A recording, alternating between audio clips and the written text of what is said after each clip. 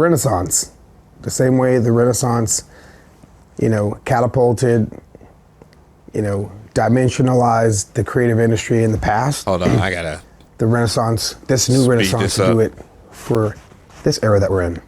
So it's the age of the hyper creative. So there's a copyright law change that the UK government is thinking about making to ensure that the models and the AI companies here can innovate quickly and use copyrighted data more freely with less risk of legal response to that. And so the artists, including Damon Albarn and Annie Lennox, put out this silent album in February as a protest to say this is gonna be a problem.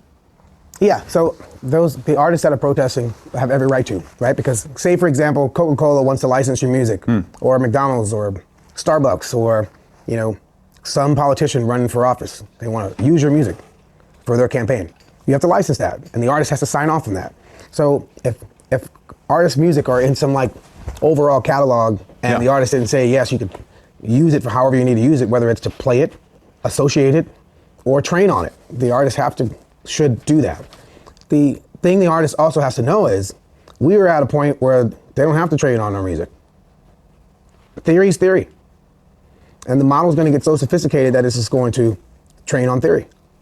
Well, that is very true. So he understands how AI works in general, or generative AI. It doesn't necessarily need to train on a shit ton of songs.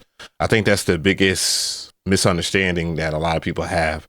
And with research, if you research Google Alpha Go, if you understand that concept of where they actually train their generative AI model on how to play the game Go, which is, if I'm not mistaken, the oldest version of the form of chess, because as you can imagine, that chess was the thing at first, As it can predict. Yeah. And songs can be broken down into predictions based on theory. But licensing of copyrighted music is possibly a solution for these AI models that are training. And so far, a number of them are trained, the allegation is a number of them are trained on copyrighted music without compensating those artists. And licensing could be the solution. Yeah, what a lot of people don't know is that there's a lot of classically trained musicians that have trained AI models for years. And there are new companies that are on the rise, developing APIs, training and paying people to train off of the data that they provide. And I think that's the main thing that a lot of people don't know. It isn't for everybody to know that, but that is a thing. They're not just taking your shit or taking everybody's shit. It is a solution. But what is the value of those recordings and those copyrights? And so that's the heavy one. We licensed our music to Spotify. They don't value it the way that it should. Message. And that brings about another conundrum. A song is worth how much a stream? So you can license it, but I think the reality of it is even though it is complete and utter dog shit, that you don't get much of anything for your song from people playing it. 1,000 views, I think, on Spotify equates to $1, like how it does on YouTube for base salary, but you can raise your salary on YouTube by whatever niche that you're in. So that's kind of different because that's based off of who's advertising and how much your demographic is a part of that product or whatever. And that's the thing that sucks the most for musicians, because the music that we create, it's not worth shit and they barely want to pay us for it. Let's hope that the folks that are, divvying up its value and its worth love it and appreciate it and price it for what it actually costs, as far as time. But the model is getting better and better and better.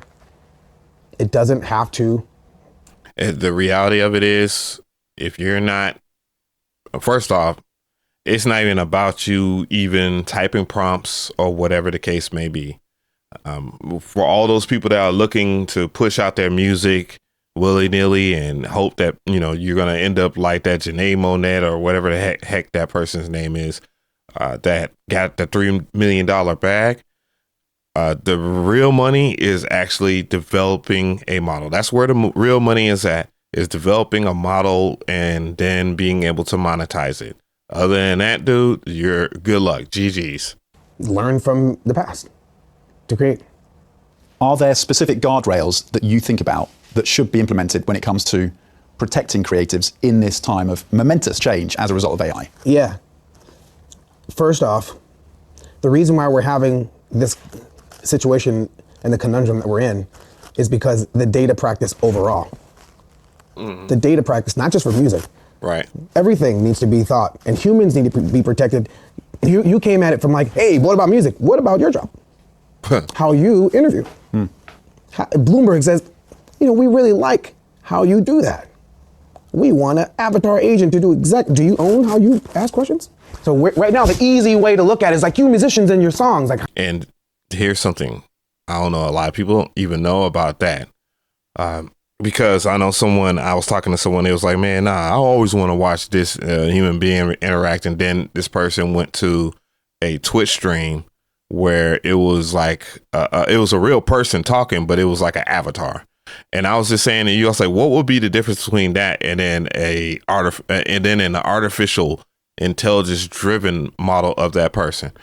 And I was like, how would you know if they didn't say anything? All they did was just play the game and then they just let the AI talk or whatever the case may be, or perhaps even make the AI play the game. Who knows? But people are more willing to watch certain things and do certain things than what is led up to be. Like a lot of it right now, it's just cap. Yes, everybody. Everyone needs to be protected. The sellers, the storytellers, the lawyers, the finance people, human resources at the company. Those socks, though, what the hell? It's a human, urgent matter to where we need governance and regulations ASAP. Not to stifle creativity, but just to make sure the business model. It's the business model that's the issue, not the tech, bro. In 10 years' time, are we listening? No, it's the privacy. It's the privacy. I have been for those who wonder why I don't post as much on Instagram, TikTok, or Twitter, X, whatever the hell they call it, is because of their AI models. And if you know anything about how predictive behavior works, where they have already monetized us, because that's the reason why it's free. You know what I'm saying? All of our information, all of that stuff is ready and available to whomever can buy. You know what I'm saying? Ads. And they sell us on things that we know that they know we like. And then a lot of people think that, oh, I was just talking about it. It just popped up on my phone. They're tapped. No, they're tapped into your mind, my G. You're giving them data for free. And they're training now. They're bringing in AI to train off of your data sets. I know this for a fact that this is going to be a thing down the line. They're just going to all of a sudden just make it to where whatever your lightning is, but they're going to be a Mcree MPC video. I'm laughing, but it's not even funny. Where it's just going to be me tapping and going off and probably eating some spaghetti. Though, if you know, you know. And it ain't going to be anything that I can say or do because of me partaking and participating on social media. That's going to happen to everybody. Hopefully not. I don't want to be that fear porn guy, but that's what it might be. Music than human created music. How do you think about that? You like fruit? Yeah. You go to the supermarket. Do you say, hey, where's the organic oranges? Yo, when he said, do you like fruit? I thought about them socks. And I was like, hell yeah, he do. Sometimes. But then you just buy oranges. Yeah. So if you're not buying organic oranges, then what the were those oranges that aren't organic? Yeah. Why would you have to call these organic and those just oranges? Yeah. What's your point? If these are organic and that, what are those? Okay. Only reason why I'm saying that is just processed to the point where you need to identify organic from non. The same would be for music. The same would be for everything. It'll be on us, the consumer. So basically what he's saying is that there should be labels for when something is artificial intelligence and when something isn't. I totally agree with that because of the fact that how good Runway,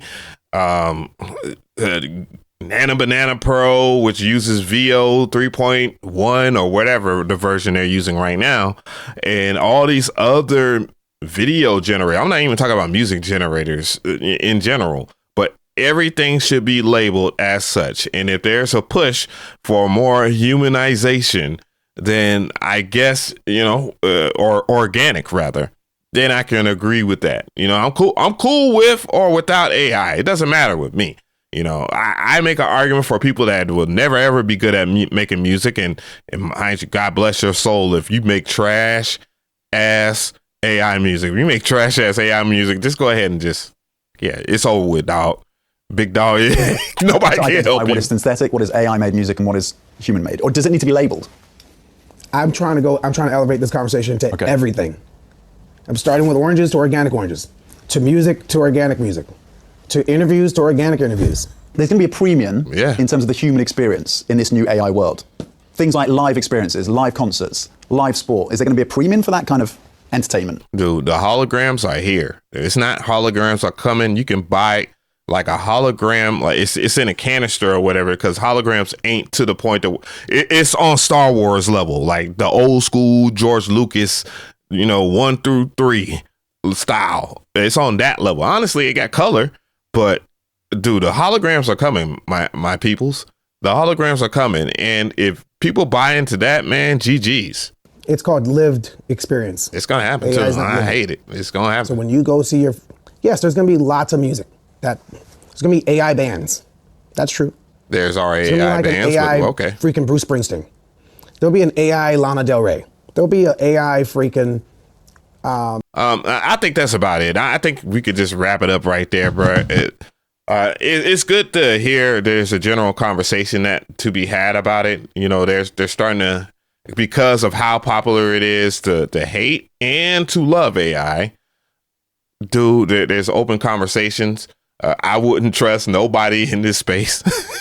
I'm just saying, whether it be anti or pro. I think you should think for your own, make some decisions. The reason why I chose this interview in particular is because of the points that was made about privacy and should AI have labels and stuff like that. It has it on YouTube and all that, but eventually it needs to go over on every platform. And I think almost every platform does support that now. I want to know from you guys, how do you feel about that? If you want to watch the original video and react on your own, it will be linked in the description box. And let's see where this AI stuff goes from here.